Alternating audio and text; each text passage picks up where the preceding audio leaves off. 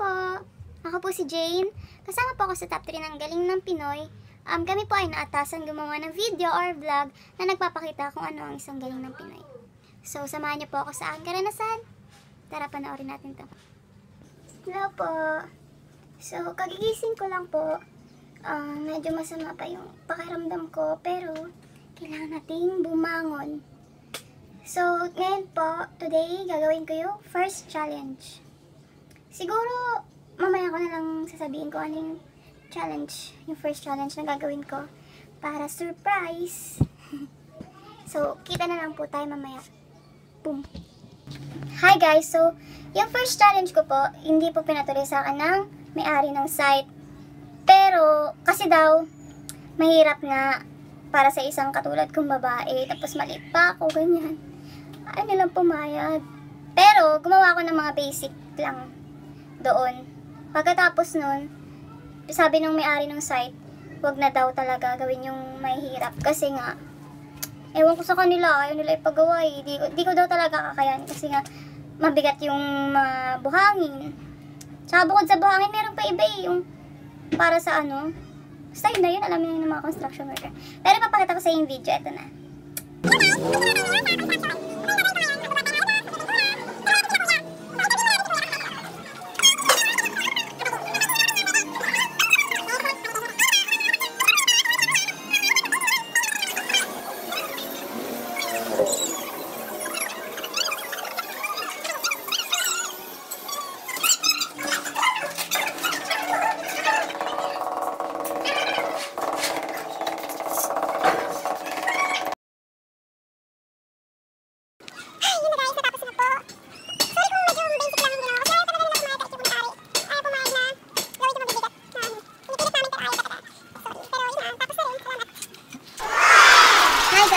Ito na po yung pinaka-totoong first challenge ko. Papakilala ko sa inyo ang Super Lavandera Ma'am, kung tawagin sa kanilang lugar. Tara. Mama, kamusta po?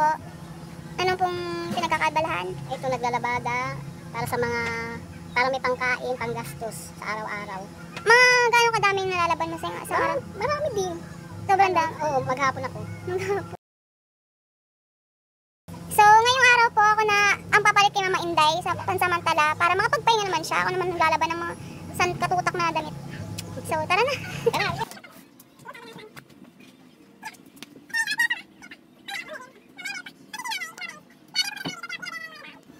Ngayon, ako muna papalit kay Mama Inday dyan sa kanyang pwesto. So, ngayon, dapat yung nila kasama. Sabi naman kasi puti daw po yung mga inuuna. Tapos, ano daw, nilalagyan daw nito yung alam nyo guys, kung iisipin nyo, madaling maglaba ng mano-mano. Sa totoo lang, hindi. Itong gawaing babae nito, sobrang hirap nito. Wala na kung mano-mano. Siyempre, masusugat yung kamay mo. Tapos, ang dami mong nilalaban. Araw-araw, sa buong araw, sasampay mo pa. Diba? Tsaka, ang pinakamahirap doon, alam nyo kung ano?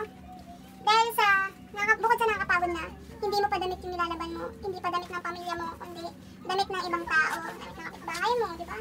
Ay, hindi masakit doon eh. So, sobrang, ito na lang ginagawa mo sa buong araw. Di mo na naasikaso yung pamilya mo.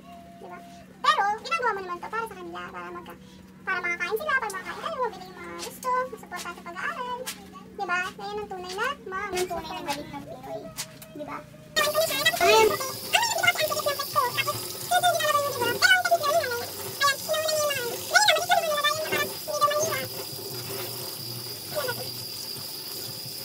Ano din, kaya mo pa din? Kaya naman. Sinampay na natin. Nakapagod. Nakakagutom din pala to. Katulad dun sa ano. Lahat naman siguro ng trabaho nakakagutom at nakakapagod. Wala namang trabaho madali. So, ayun, natapos ko na po pagsasampay. Ayun si nanay. Ano masasabi ni nanay? Salamat. Nakapagpahinga rin ako kahit isang araw. Pagod. Bye-bye. Tapos na ang aking challenge. Pusag nanay pagdating ko sa ayun. Nandito na po ako sa bahay. Pag uwi ko, ay humiga na agad ako kasi nakakapagod siya. Pero wala naman talagang trabaho hindi nakakapagod, diba? So, yun, abangan nyo na lang po yung next challenge ko bukas. Papahinga na muna ako. Bye-bye! Hi guys! Second day na to ng challenge. Yun na, papunta pa lang kami. Agad na, mukha na akong pabalik, diba? Mag-ano kami? Ay, kami tuloy. Mag-ano ako? Magtutulak. Basta mamaya may kita nyo. Naulan pa, hasil. Grabe, naghintay kami ng jeep. Ayun, ate ko. Andiyan na ng jeep. Bye-bye!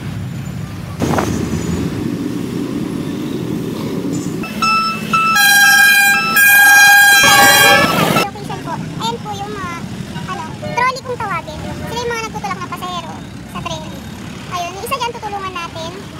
Si Kuya, lapitan na natin. Hi guys, ito na si Kuya. Ano pong name ni Kuya? Rolly. Rolly. Ilan taon na po? 47 po. 47. Ilang taon na po kayo nagtutulak? Bali ano na, bali umabot na ng 15 years. 15 years. Oh, pero ano hindi naman ano kasi nagtrabaho din po ako sa ganyan. So magkano po kinikita niyo? Dito. Pinakamasipag ako, kaya po rin. Ulan na ba? Umulan? Wala problema yan, mas maganda nga yung umulan eh. Kasi yung iba nagpapahinga po. So sa'yo na, pupunta yung yung mga pasahero. pasahero. So yun na, tutulungan natin si Kuya magtulak. Ngayon, susubukan natin magtulak. Tutulungan natin si Kuya. Andiyan yung ibang mga pasahero. Ngayon, antay pa tayo ng iba. Muulan na yung hirap. Ang hirap ng ginagawa nila. Pero, ayan, dyan yung kahaba yung lakbay natin. Sobrang nakakapagod. Tulak mo lang talaga yung mga pasahero. So, ito na po. Simulan na natin. Tapos, tutugtog ka sa dilis. Hindi ka lang ito.